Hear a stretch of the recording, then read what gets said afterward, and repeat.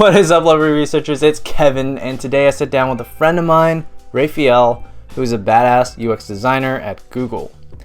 We chat about what it's like to work together from a designer's perspective, the difference between a designer and a researcher, and also some practical advice for aspiring UX researchers. It's a longer one, but he definitely drops a whole ton of UX knowledge, which I assure you is a gold mine of information. This is important because then you can begin to understand how we as researchers work in context with different stakeholders, not just how a researcher works alone, which of course we don't. So, hope you enjoy. Hey everybody, this is Raphael. He is a UX designer at Google. We met in San Francisco once. Why don't you tell me a little bit about how you got into UX design and how you got into Google? Sure. So my journey was a little bit scattered. I started out actually as an industrial design student at IDEO in Arizona, and I wanted to basically converge the physical aspects of product design and the digital side. And so starting out, getting my formal training with product design, physical product design, and then once I got out of school and had my first job or my first couple of jobs doing physical product design, I wanted to pivot to the digital to bring them together, because I feel the best combination for understanding design in the real world is having the digital and the physical married together, since they make up most of our surroundings, or at least the products we touch and experience on a daily basis. And so from that, I had gone down the path of working for different agencies and working on more digital-driven products. And then after working for an agency called Tall Wave in Arizona, that had exposed me to a fellowship at the IDEO CoLab, where I was doing more digital product design, future thinking, lots of blue sky, innovative workshopping of products and prototypes. And then through that experience, that's when, actually, I forgot exactly when, but before that, Google had reached out to me with interest, and then I started the process with them.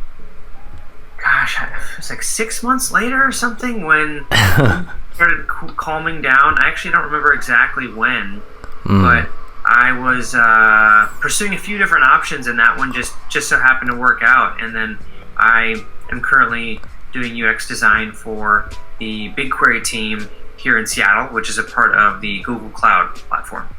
Nice. You said you did a lot of big blue sky projects at Tallwave. What was that like? Did you have to go through many hats as a designer? Yeah, I think within most smaller businesses, especially agencies, a designer doesn't just do design work, but you're also doing, maybe some research. Maybe you're also a part of like the development or implementation of something, the testing of it. Of course, probably doing some of the more like business-oriented duties. So how can I understand this as a real product? How do I commercialize it? Are there restrictions and limitations and requirements from the business or the customer or the industry? And those sometimes are outside of the scope of design. But if you want to operate your agency or consultancy in the best way, like everyone has kind of a hand in all of those disciplines of their product. And I think that's kind of core to building a good product. And you said you also had to do research yourself. Yeah, I actually have never, almost everywhere I've worked, designers are somewhat responsible for the research. If not entirely, at least a large portion of it. And so at Google, we have researchers, but I've never worked anywhere else actually where I had a dedicated researcher who could help facilitate that work. So I feel like as a designer, research should be like hand in hand with the design work. Hand in hand, definitely. So what do you think about having a dedicated research rather than doing your own? Well, I think it really helps to have someone who's a professional, really understanding how to define the scope of research, coming up with scientifically driven hypotheses that can be tested and prod through a variety of methods of research. And I think my limited scope and knowledge of research that I had developed on the job is very insignificant, I think, to the PhD researchers that I work alongside who really understand how to analyze like the qualitative and the quantitative research, but then also how do I define significance and how do these statistics and metrics apply to data-driven decisions. And I think kind of having that holistic process wouldn't be possible without researchers who have that formal training.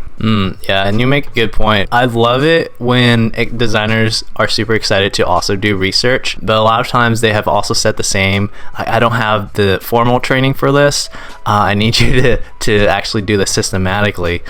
So I think, the designer and researcher are definitely best friends. They go hand in hand to work together, and I love the fact that designers are in the field with the researcher and kind of help building that empathy together, and being at the forefront of the data collection, because I think as researchers the most important thing is not to do research by themselves and align together with the team so that by the time research results come out, nothing should be surprising. Now that you are at Google, what kind of people do you work with on a day-to-day basis? Yeah, so I think the team makeup is pretty consistent across most orgs that I have come across, which is you'll have a UX designer, which is really odd because our title is interaction designer, but everyone refers to interaction designers as UX designer. Even me. It should be changed. And then we have visual designers who will make up the components teams, and they'll define the standards for design, style, typography, layout, grid, basically all of the ingredients that make up the recipe for our design. And then the researchers will really be defining the insights and helping us better understand requirements and user stories and roles. And then we have PMs, which are generally representing the business. So of this project, what are the requirements and the needs for us to hit certain revenue goals or growth or being able to satisfy X customers because of their business needs. Right. And we'll have the front-end engineering team. So we'll have a couple of front-end software engineers, and will build the front-end component of the design. And then technical leads, who essentially are they go really deep on a particular type of technology. Now, you said you've worked with researchers in the past. What things do you expect from researchers? Yeah, I expect them to be really involved in the early phases where there is a ton of ambiguity and we're basically probing at the questions the PMs are bringing up to us. So it's a requirement of the PMs to define the user journey. And so if we have a product or a feature that we haven't really materialized yet, there's no designs yet, there's no prototype or anything to really reference from an artifact perspective. And so as the researchers and designers, I kind of expect to work hand in hand to define the questions and all of the unknowns so that the researcher can kind of go off to find some answers and understanding of that. And a lot of that I think can be discovered through really quick iterative sketching and prototyping that's really quick and dirty, but just to start coming up with some sort of materialized concept. And even if it's not practical, that can anecdotally be used to ask those questions or to prompt users in the research step. And I think it doesn't happen as fluidly unless the researcher and designer can do that together. Right. Yeah, I absolutely agree. I think in a lot of companies, researchers are seen as being the last step to validate after something has already been built. And I think research is a big part of that early stage to help come up with those questions and making sure assumptions aren't taken as fact, and that researchers can go out, do the research, do it really quick, as in hey, even with really low fidelity sketches, it should be done often. Totally. Yeah, especially like you said, if research is involved at that phase, then you can establish a baseline. You can understand metrics that matter, and I think those are even more important to the success of design in the end, because design can sometimes be ephemeral and harder to measure the success of if you have a product that is so utility focused and maybe doesn't allow us to measure sentiment or just the sheer satisfaction of an experience, because it's more so just like binary, like, oh, I push a button and something happens, but I don't know whether or not that was like a satisfactory to the user, or they're unemotionally involved with the product experience. So I think establishing those baselines early on and success metrics that can help validate that design and research were successful, or that we move the needle, is something that I find to be really difficult, but when it works, it's really, really helpful. Yeah, absolutely. Now, what should researchers expect from you as a designer? I think it's the design's responsibility to be really communicative with research, because I think sometimes the researchers are a real sought after resource, and so they may be working on a lot of different projects simultaneously. And so if design is diving into questions and like trying to get requirements from PM or the business, those things really need to be passed off to the researchers so they understand the landscape and context of the problem. And I find that when we're the most successful is, as everyone would probably assume, is like when we have open communication and everyone has like the same information. Because that often just gets kind of lost. And unfortunately, I can't expect any of my researchers that I work with to know everything that I know, because I might be focused on one project while they might be focused on 3. Yeah, a lot of the times the researchers are kind of spread thin. I don't know what the ratio is, but I know usually researchers are fewer than the designers. One of the questions I get a lot from the folks watching my channel is like, what's the difference between the UX designer and UX researcher? I mean, some of the confusion comes with, UX designers also do research, and for some companies, I think that is true. But for a company at Google, how would you just define that difference? Yeah, so I can speak to Google Cloud because I know the roles and how people's responsibilities stack up. But I think, it's probably going to be different across most organizations. But I'd say within Google, researchers are generally held responsible for understanding some of the questions around the product priorities and features, and any of the ambiguity that's surfaced by design or by the business. They're held responsible for writing a research plan and then executing that research, whether it's recruiting participants or conducting surveys and studies, observed and unobserved, so they can pool a reasonable size of candidates to get feedback and sentiment, or even like interaction feedback with a feature or product.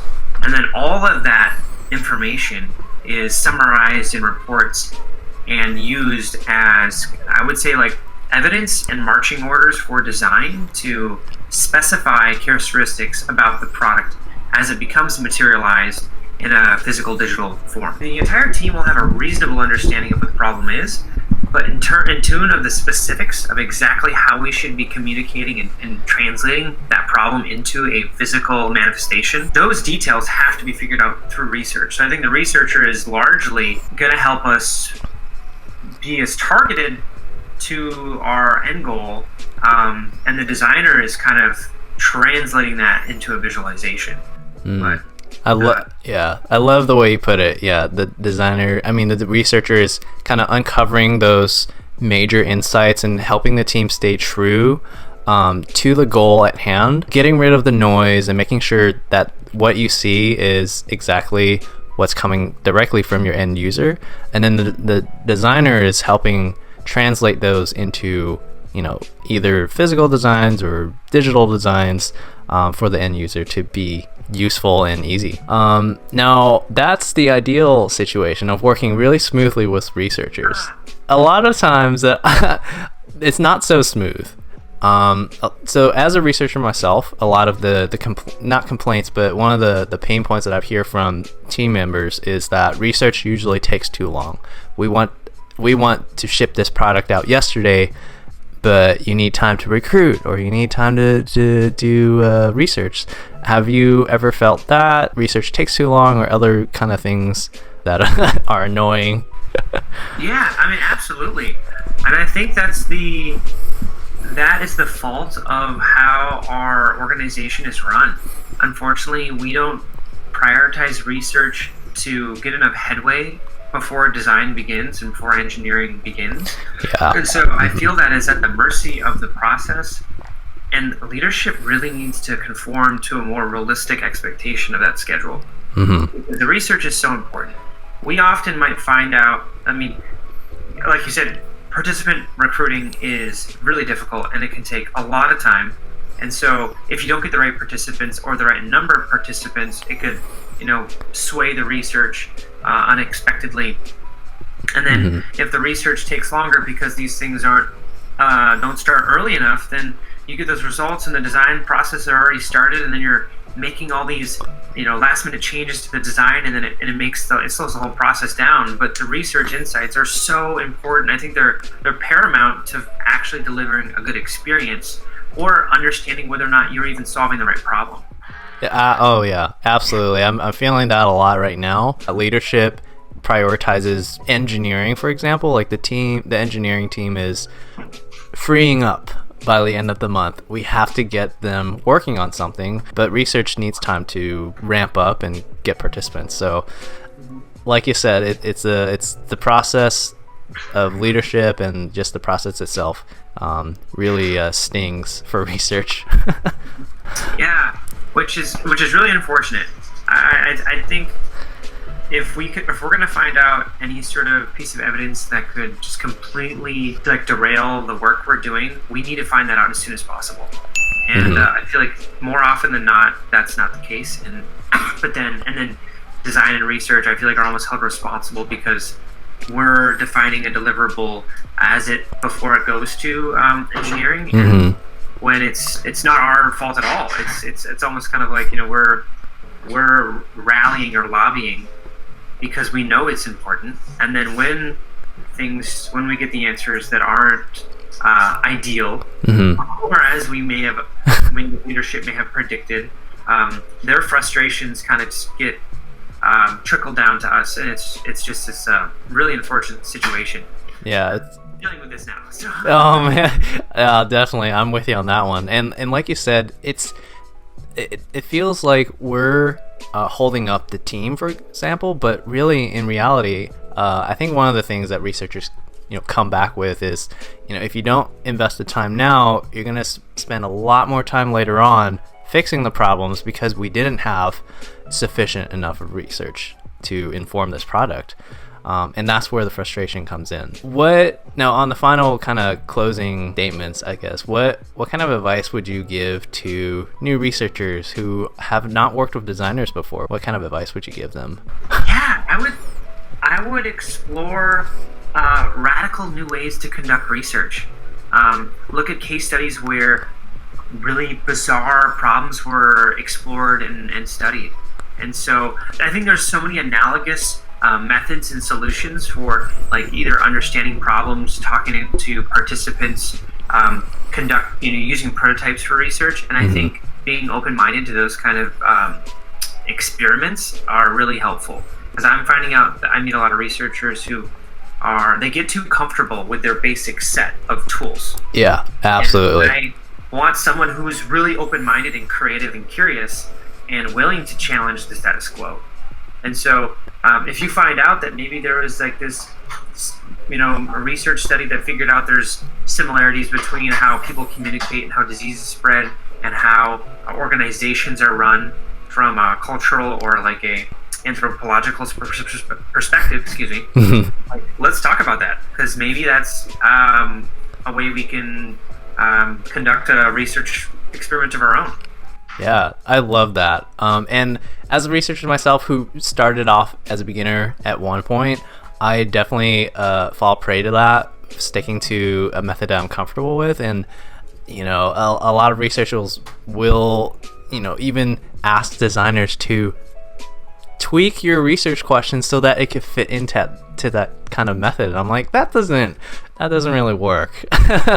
We get so comfortable with these canonical methods and just get this narrow-minded view of how to conduct research. So I love that researchers should think of radical different ways to do it. And I think that's really what differentiates any UX researcher from a really good one, that they can go outside of the box, and sometimes a project you receive forces you to think outside the box, either with time constraints or limitations. I know that with confidential items, for example, usually you just can't do the regular method. Yeah, absolutely.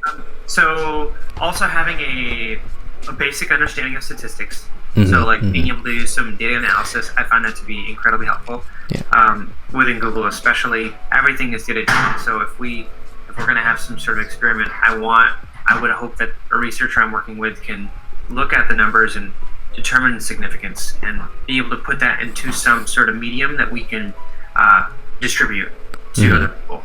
So, and then maybe a little bit of experience doing some design work, so that we can speak a similar language as we discuss like prototypes. And maybe not even formal design, but just understanding how a product is built. And that, I think, is a responsibility of the designer probably to expose how that works, so they're on the same page. Yeah, no, speaking the same language is so important. I know some researchers might go into a presentation and start speaking this research-heavy jargon that no one understands. And that's just not the way to go. And also to kind of form a closer relationship with designers and product managers and even engineers, I think it's helpful to have some basic understanding of what they do. Maybe you don't have to master the designs or know how to code, but know the language. So that's really important, like you said. So I'm keeping you for a long time, but really appreciate your thoughts and your experiences. Thank you for sharing. I'm sure the viewers, I call them badass UX leaders. Yeah, I think this will definitely help. Well, if there's any other questions you have, let me know. I think this is pretty cool that you're doing this, and I feel like you're going to reach a lot of people. So and thank you for helping. You're a part of that. Yeah, thank you so much, Raphael. You got it. All right, man. Cool. I'll see you later, Kevin. I'll see you later, Raphael. Peace. So, lovely researchers, I hope you enjoyed that interview with Raphael, UX designer extraordinaire at Google. He was dropping knowledge bombs left and right. It was amazing. Super smart dude. If you want to see more interviews like this, comment down below. If you found this video helpful, smash that like button and subscribe. I make all things UX research related to help you become the most badass UX leader. Mad love. Peace!